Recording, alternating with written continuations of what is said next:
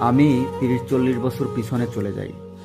আগে একজন মানুষ সঠিক কথা বললে, অন্যায়ের বিরুদ্ধে দাঁড়ালে পাশে ৫ জন মানুষ উঠে দাঁড়াতো ভুলের বিরুদ্ধে। কথা বলা ছিল সাহসের পরিচয়। তখন মানুষ ভাবতো, আজ সে অন্যের সাথে করেছে, কাল আমার সাথেও করতে পারে। আর এখন একজন মানুষ উচিত কথা বললে পাশের মানুষ চুপচাপ থাকে আর ভিডিও করা নিয়ে ব্যস্ত, তামাশা দেখে বসে বসে মনে মনে বলে, যাক, তার সাথে হয়েছে, আমার সাথে তো কিছু হয়নি।